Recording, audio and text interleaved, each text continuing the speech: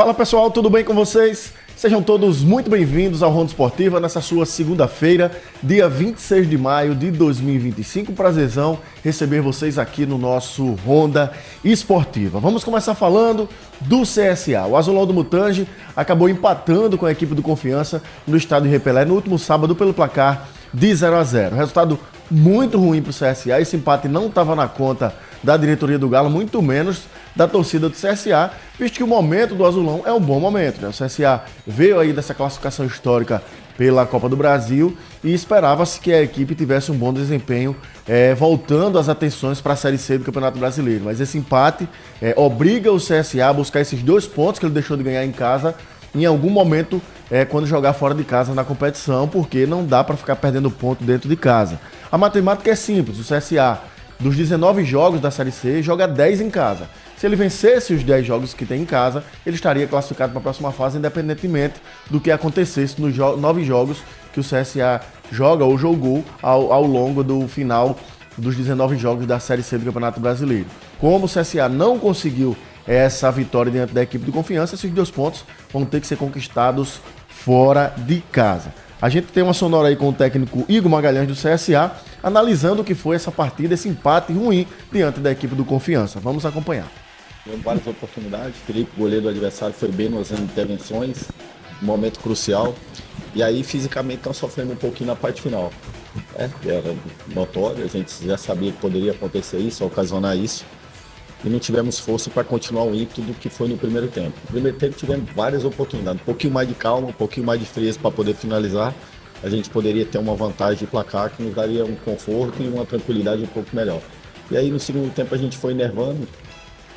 Foi perdendo a confiança do jogo, por querer fazer as coisas muito aceleradas, e aí o adversário foi ganhando força, conseguiu conduzir o jogo, principalmente na parte final, para que controlasse o resultado.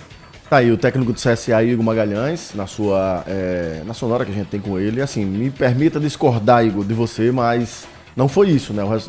A análise da partida não foi essa. Ele disse que o CSA teve diversas oportunidades no primeiro tempo, isso não aconteceu. O CSA teve algumas poucas chances no primeiro tempo, e isso se deu mais por conta do ímpeto da torcida, que estava apoiando o time nesse começo, principalmente no começo do primeiro tempo, e aí o CSA criou poucas oportunidades ainda no primeiro tempo. Segundo tempo foi um desastre, o time não acertava um passe de 2 metros, talvez tenha sido uma das piores partidas do CSA desde que o técnico Igor Magalhães está à frente do Azulão do Mutange. Eu só comparo essa partida com a derrota que o CSA teve com a equipe do Ipiranga fora de casa pelo placar de 1-0. O que complica assim ainda mais, o que deixa essa partida, a meu ver, deixa ela pior, é porque eles estavam jogando em casa, né? Quando você joga em casa, você não pode deixar de ter uma oportunidade de vencer. E o CSA enfrentava simplesmente a equipe que naquele momento era a lanterna da competição, que era a equipe do Confiança.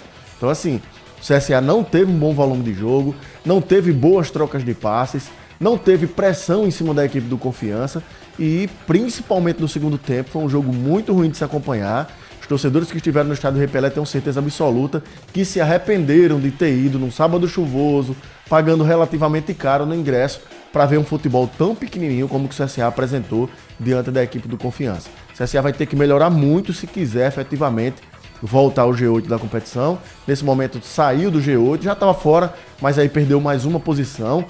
Assim, o final de tudo ainda não foi tão ruim assim, porque o CSA poderia ter perdido 2 ou até 3 posições, mas os resultados da rodada ajudaram e o CSA só perdeu uma posição. Falando de resultado da rodada, vamos acompanhar os resultados da rodada de número 7 da Série C.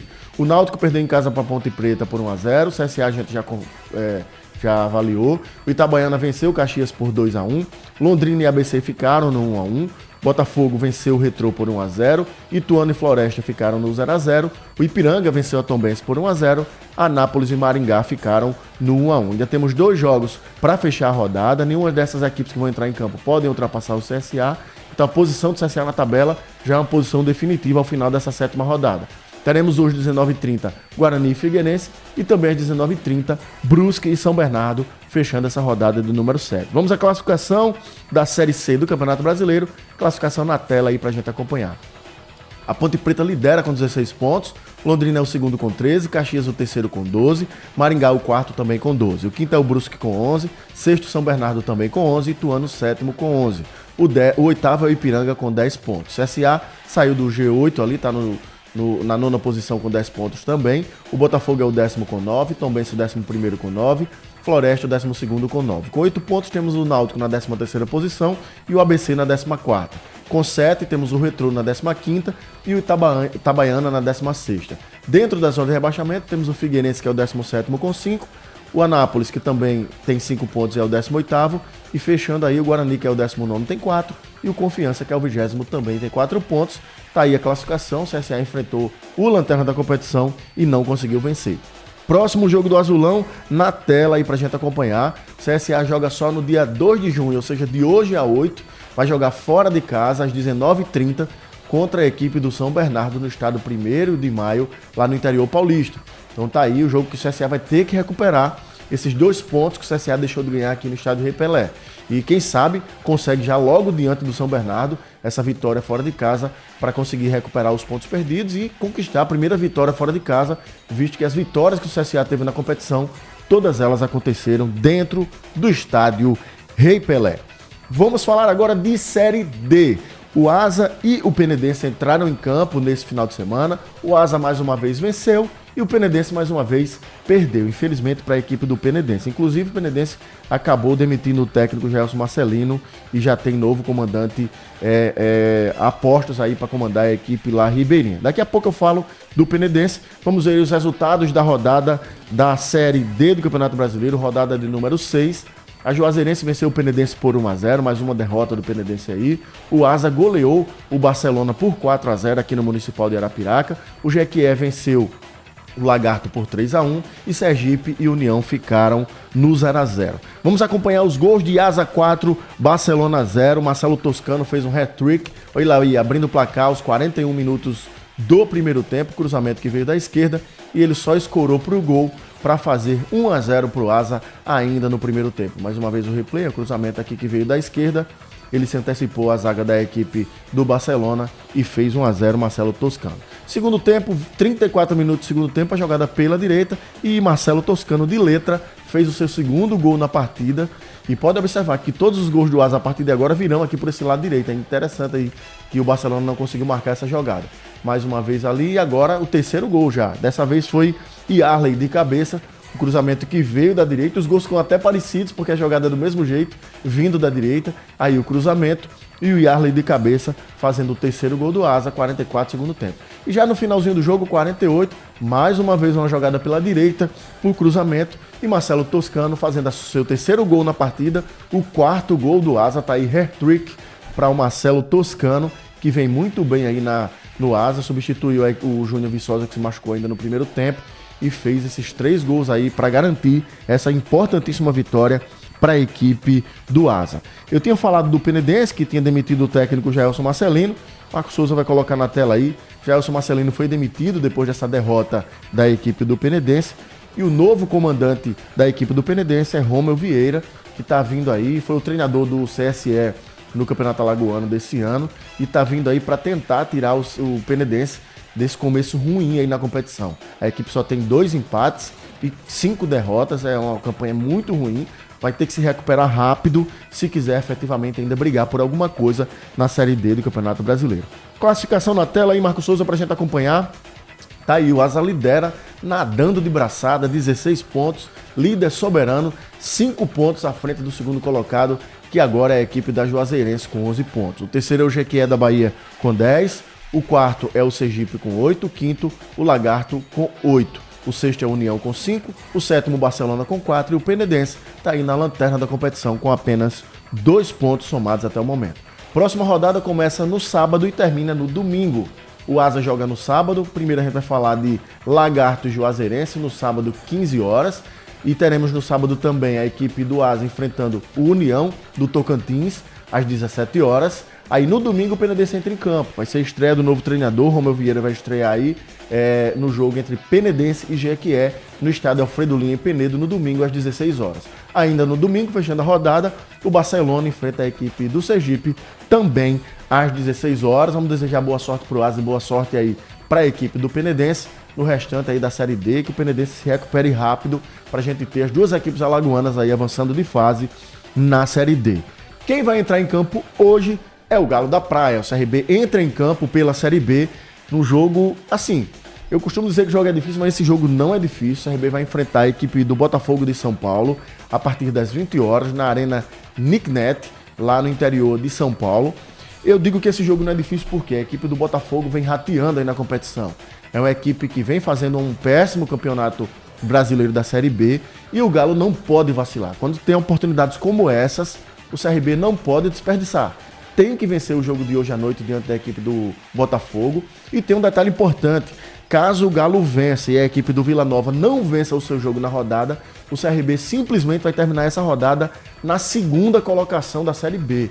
O CRB começou a rodada dentro do G4, saiu do G4 por causa dos resultados que estão acontecendo de momento, e o Galo, caso vença e o Vila Nova não vença a sua partida, basta um empate da equipe do Vila Nova, o CRB vai assumir a segunda colocação da competição, que seria sensacional. Então por isso que eu digo que o Galo não pode perder essa oportunidade de vencer a fraca equipe do Botafogo de São Paulo. Mas tá jogando, Antônio, fora de casa é complicado, eu sei disso. Porém, é um dos adversários que o CRB vai enfrentar fora de casa e que nesse momento tem um dos piores desempenhos. Então o Galo não pode perder essa oportunidade, tem que vencer para tentar terminar a rodada aí na segunda colocação. Vamos ver os resultados da rodada de número 9 até o momento que aconteceram e os jogos que vão acontecer hoje para fechar essa rodada. Tivemos até o momento Novo Horizontino 3, Paysandu 1, Amazonas 2, Operário 0, o Atlético Paranaense venceu o Atlético por 1-0, Remo e Volta Redonda ficaram no 1-1, esse resultado foi bom para o CRB, porque o Remo estacionou, né, e o Galo pode ultrapassar o Remo na rodada, e o Avaí venceu a equipe da Chapecoense por 2-1. Teremos hoje 3 jogos e amanhã 1 fechando a rodada. Os 3 jogos de hoje, 19 horas, Criciúma e Coritiba, o CRB enfrentando a equipe do Botafogo fora de casa às 8 da noite, e às 21 horas teremos Cuiabá e Vila Nova. Nesse jogo aí, a torcida do Galo tem que torcer a favor do Cuiabá, para que o Vila Nova não consiga vencer e o Galo vencendo ultrapasse a equipe de Goiás. E fechando a rodada amanhã, teremos América e Atlético Goianiense a partir das 19 horas. Classificação na tela, Marcos, para a gente ver aí direitinho como está a posição das equipes. O Goiás lidera com 20 pontos, o Remo é o segundo com 17, Vila Nova é o terceiro com 16, Avaí o quarto também com 16. O Novo Horizontino é o quinto com 16, o Galo da Praia é o sexto com 15. Uma pausazinha aí pra gente analisar. Como eu tô dizendo, caso o CRB vença hoje, ele vai a 18 pontos, ultrapassa todo mundo, assume a segunda colocação, ele só perde essa segunda colocação caso o Vila Nova vença, porque aí o Vila Nova vai a 19 e ultrapassa o Galo da Praia. Então veja como o CRB pode saltar da sexta para a segunda colocação, dependendo apenas de uma vitória de si e de um resultado muito possível de acontecer, que é o Vila Nova não vencer a equipe do Cuiabá. Dando continuidade, o Coritiba é o sétimo com 13, a Chapecoense é o oitavo também com 13, Operário é o nono com 13, o décimo é a equipe do Atlético Paranaense também com 13. Com 12 pontos temos o Cuiabá, que é o 11º, com 11 temos o Atlético Goianiense, que é o 12º, e a Ferroviária, que é a 13ª, a equipe do América Mineiro é o 14º com 10 pontos, o 15º é o Volta Redonda com 7, 16º o Amazonas também com 7 pontos. Abrindo a zona de rebaixamento, temos o Atlético com 6, o Criciúma também com 6, o Botafogo com 5 e o Paysandu com 4. Então tá aí a Série B do Campeonato Brasileiro, torcendo para que o Galo vença hoje à noite e avance de uma maneira muito grande aí na zona de classificação da Série B do Campeonato Brasileiro. E pra gente fechar por hoje, vou comentar aqui as mudanças que aconteceram na CBF, que tivemos confirmadas efetivamente na tarde e noite de ontem. Coloca na tela aí, Marcos Souza, as 2 fotos e eu vou resumir o que aconteceu na CBF. Temos um novo presidente na CBF, que é o Sami Chaldi, é o da foto, obviamente, do lado esquerdo aí na tela de vocês. Sami Chaldi foi eleito ontem. Ele seria o presidente da Federação de Roraima a partir de 2027, já estava tudo organizado, né? A eleição já aconteceu agora, mas ele só assumiria em 2027. Mas diante da saída do presidente, do ex-presidente da CBF, toda essa questão jurídica que aconteceu, foi feita uma nova eleição e o Sami Chaldi foi eleito aí por 26 das 27 federações.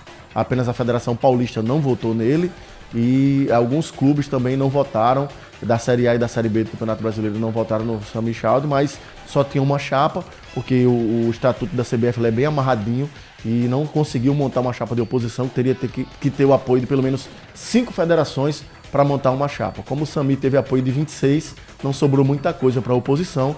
Então, Sami Chaldi é o novo presidente da CBF. E a foto da direita é Carlo Ancelotti, já usando o bonezinho amarelinho, né, da seleção brasileira. Chegou ontem, desembarcou ontem no Rio de Janeiro, no finalzinho, aliás, no início da noite. E vai ser apresentado hoje à tarde na sede da CBF. E também já vai fazer a sua primeira convocação para a seleção brasileira. Então, estão aí duas figuras que estão movimentando aí o futebol brasileiro, Sami Chaldi, novo presidente da CBF, e Carlo Ancelotti, o novo treinador da seleção brasileira. Quando a gente tiver aí a convocação da seleção, amanhã a gente traz todos esses detalhes aí da apresentação do Carlo Ancelotti, assim como da convocação da seleção brasileira. Por hoje é só, meus amigos, um grande abraço a todos. Amanhã estou de volta trazendo muita informação do esporte para todos vocês. Grande abraço, meus queridos. Valeu!